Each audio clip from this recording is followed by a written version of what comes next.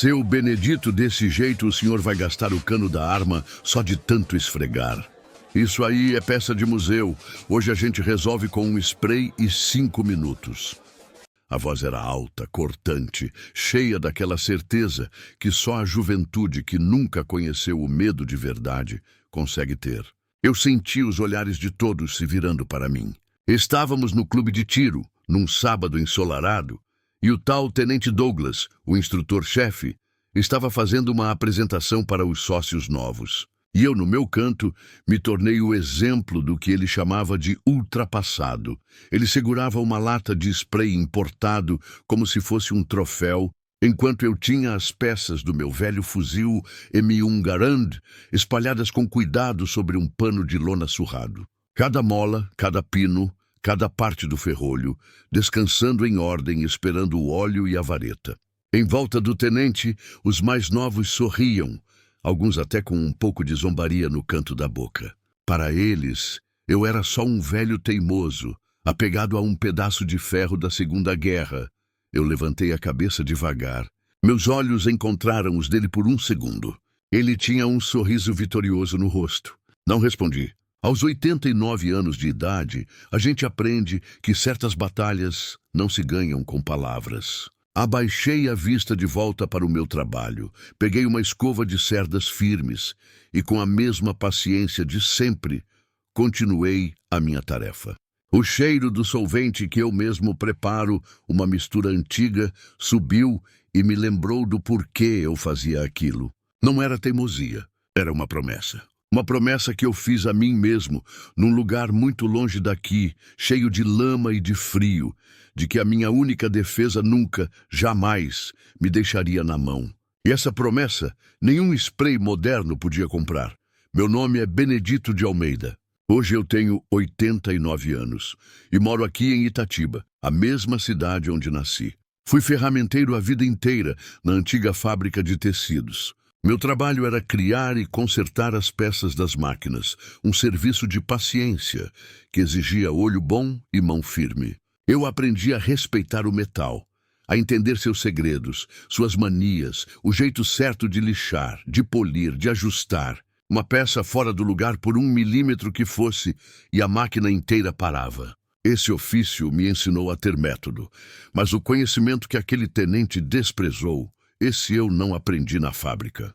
Eu aprendi com 19 anos, no meio do frio e da lama das montanhas da Itália, lutando com a nossa força expedicionária brasileira. O meu M1 Garand, aquele que o rapaz chamou de peça de museu, não era só uma arma para mim. Era meu companheiro. Naquelas trincheiras, a umidade entrava nos ossos e a lama parecia querer engolir tudo. Um fuzil que falha não significava perder pontos numa competição. Significava perder a vida. Significava não voltar para casa, não conhecer meus filhos, meus netos. Lá, a gente não tinha kit de limpeza moderno. A gente tinha um pedaço de pano, uma vareta, um pouco de óleo quando tinha sorte, e o ensinamento dos mais velhos. A gente aprendia a desmontar e montar a arma no escuro, no frio, com as mãos tremendo. A gente aprendia que cada grão de areia, cada gota de umidade era um inimigo mortal. Então, quando o Tenente Douglas fez aquela piada, ele não estava só zombando de um velho. Ele estava zombando da lição mais dura que a vida me ensinou. Aquele meu ritual de limpeza não era um capricho. Era a minha oração. Era a minha forma de honrar os amigos que eu perdi e a sorte que eu tive de voltar vivo. Antes de contar o resto, o que aconteceu meses depois naquele dia de chuva, eu quero agradecer ao canal por me dar voz e por deixar eu contar a minha história. É bom saber que ainda existe gente que dá valor para o conhecimento que não vem dos livros, mas das marcas que a vida deixa na gente. Se você também acredita que a experiência vale mais que qualquer teoria nova, já se inscreve aí no canal para a gente continuar compartilhando essas memórias. Aquela humilhação em público não foi um caso isolado. Era só a parte mais barulhenta de uma música que tocava baixo toda semana. O Tenente Douglas, desde que tinha assumido a instrução no clube, me olhava como se eu fosse um fantasma de um tempo que ele queria esquecer. Para ele, tudo que era antigo era sinônimo de defeituoso, de ineficiente.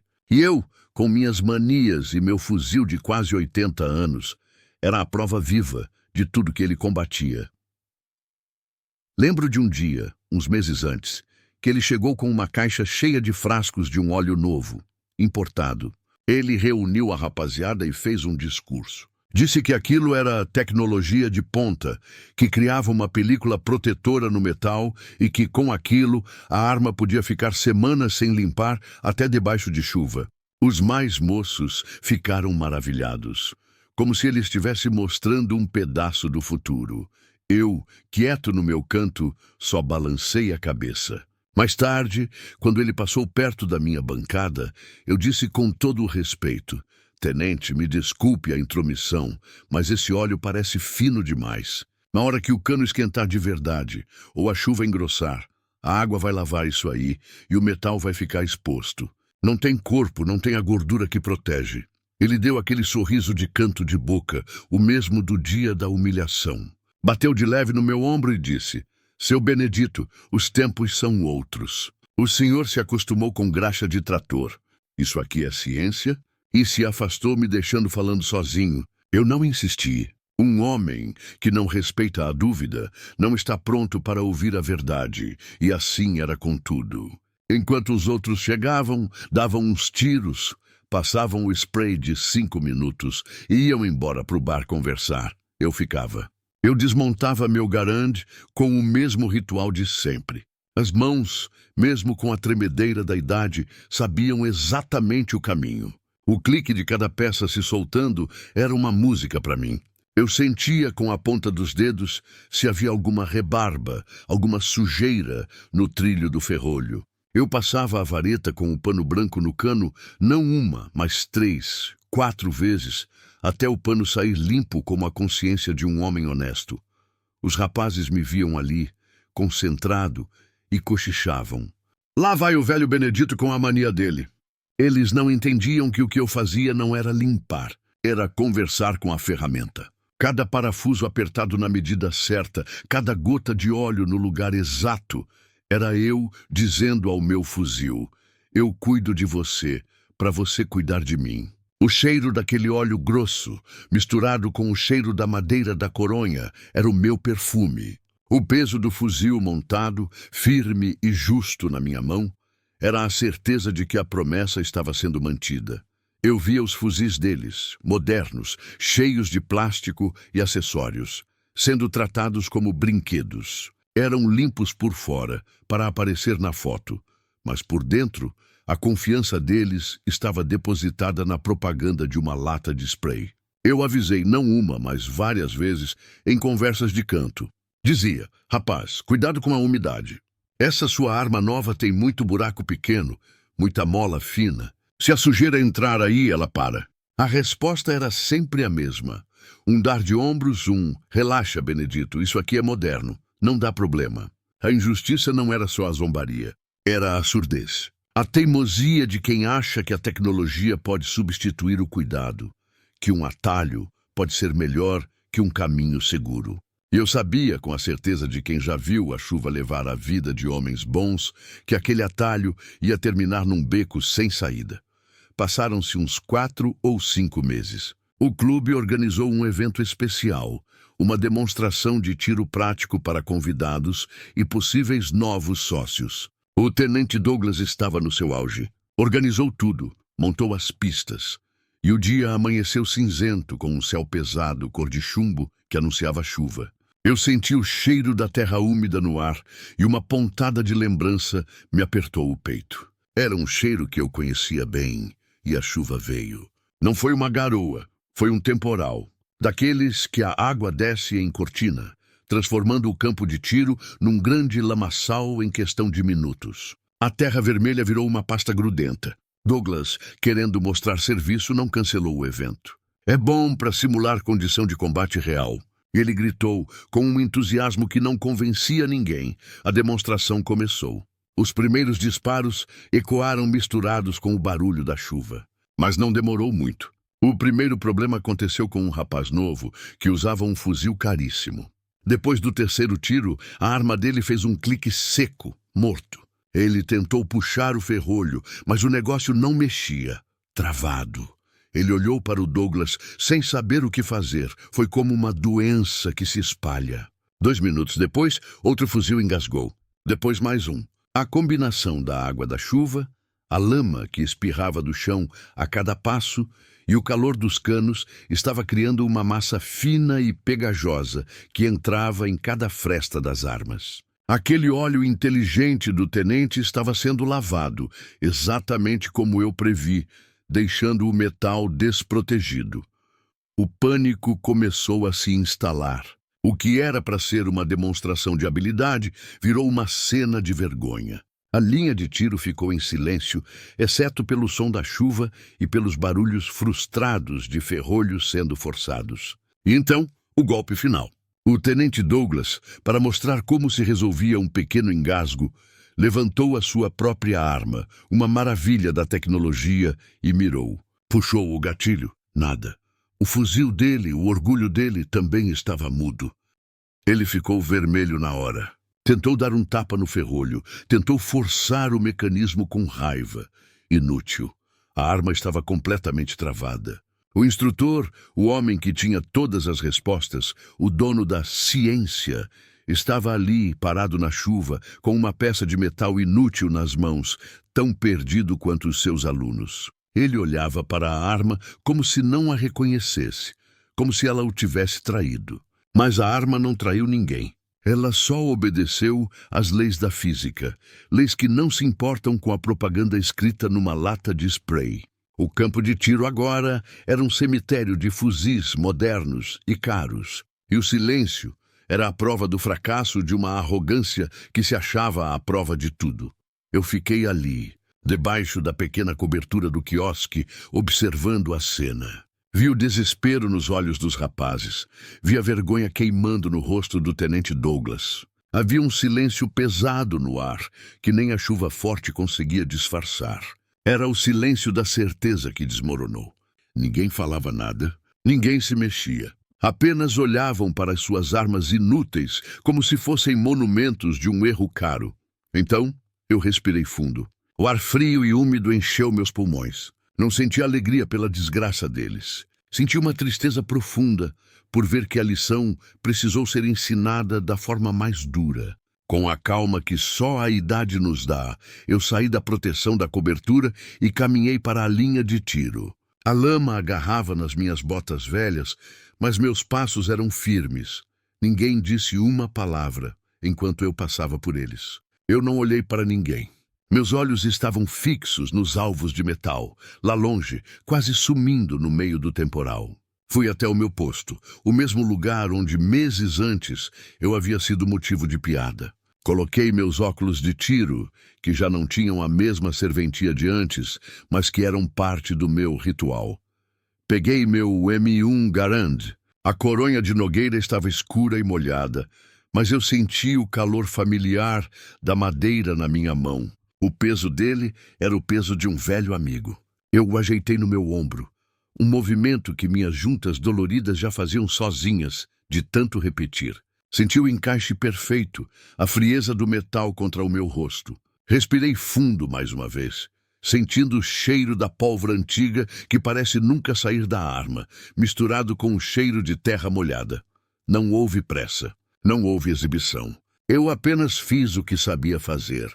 Puxei o ferrolho para trás e o soltei. O som dele correndo para a frente, levando a primeira munição para a câmara, foi um claque forte, limpo, cheio de saúde. Era o som da confiança. Então, eu atirei. O primeiro disparo rasgou o ar com um trovão. Um som grosso, poderoso, honesto. O coice no meu ombro foi firme, um velho conhecido. Lá longe, o alvo de metal balançou com o impacto. O fuzil expeliu a cápsula vazia com um zunido e já estava pronto de novo. E eu atirei outra vez. E outra. E mais outra. O ritmo era constante, sem pressa, mas sem hesitação. Pum! A cápsula voando. Pum! A cápsula voando. Era uma máquina do tempo, me levando de volta para os campos da Itália. Cada disparo era uma confirmação. Cada cápsula ejetada na lama era a prova de que o cuidado, a paciência e o método não eram manias de um velho. Eram a diferença entre a vida e a morte, entre a função e o fracasso. Foram 8 disparos, um para cada munição no pente. 8º e último tiro. E então, o som que era a minha carta na manga, a assinatura do meu velho Garand, um ping metálico agudo e claro, quando o pente de metal vazio foi ejetado para cima, um som que cortou a chuva e ecoou por todo o vale. O som da missão cumprida. Baixei o fuzil. Uma fumaça branca e fina subia do cano quente, dançando na chuva fria. O cheiro de pólvora queimada tomou conta do ar. Eu permaneci ali, parado, olhando para os alvos perfurados. Eu não disse uma única palavra. Não precisava. O meu velho fuzil, a peça de museu, tinha acabado de dar o recado por mim. Quando o eco do ping do pente vazio se desfez no ar, ninguém se moveu. O único som era o da chuva caindo na lama e nos telhados. Todos os olhos dos rapazes novos, dos convidados, dos diretores do clube, estavam em mim. Eram olhares diferentes agora. Não havia mais zombaria, não havia mais pena. Havia um silêncio cheio de espanto e, pela primeira vez, de respeito. Foi um dos meninos mais novos, um que sempre ria das piadas do tenente, que quebrou o silêncio. Ele só disse uma palavra, quase num sussurro: caramba.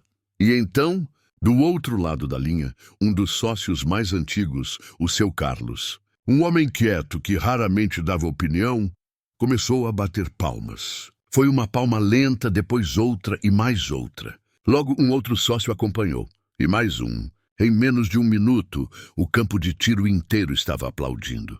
Não era uma salva de palmas barulhenta de competição. Era uma batida de palmas ritmada, solene, respeitosa, que se misturava com o som da chuva. Eles não estavam aplaudindo um bom atirador. Estavam aplaudindo a lição que tinham acabado de aprender. Eu procurei com os olhos o tenente Douglas. Ele continuava parado no mesmo lugar, encharcado, com o seu fuzil moderno e mudo apontado para o chão. O rosto dele estava pálido. A arrogância tinha sumido, tinha sido lavada pela chuva e pela vergonha. Ele olhava para mim, mas não conseguia sustentar o olhar. Pela primeira vez, eu não vi um instrutor cheio de si. Eu vi um rapaz que tinha acabado de descobrir que o mundo era muito mais duro e complicado do que ele imaginava. Ele não foi xingado, não foi demitido, nada disso.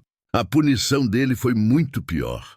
Foi o silêncio. Foi o peso da sua própria palavra, da sua própria promessa tecnológica, desmoronando na frente de todos. Seu Carlos se aproximou de mim com um sorriso cansado no rosto. Ele pôs a mão no meu ombro molhado e disse, em voz alta para que todos ouvissem: hoje o Senhor deu uma aula para todos nós, Benedito. Uma aula de humildade e de sabedoria. O Senhor nos lembrou que a confiança não se compra numa loja. Eu apenas assenti com a cabeça, uma vez. Não havia nada a ser dito. Abri o ferrolho do meu Garand, verifiquei a câmara vazia. O metal estava quente, vivo. Com o mesmo movimento de sempre, eu me abaixei, peguei meu velho pano de lona e o estendi na bancada molhada. Comecei a desmontar o fuzil ali mesmo, na chuva, para iniciar a limpeza. Enquanto os outros ainda olhavam para suas armas travadas, sem saber por onde começar, eu já estava de volta ao meu ofício, ao meu ritual. A minha vitória não era ter a única arma funcionando. A minha vitória era saber exatamente o porquê. E esse conhecimento ninguém mais ali possuía. Naquela tarde, enquanto eu terminava de secar e olear cada peça do meu Garand antes de guardá-lo, eu não sentia orgulho, nem vaidade. O que eu sentia era uma paz muito grande. A paz de quem confirma uma verdade que sempre carregou dentro do peito.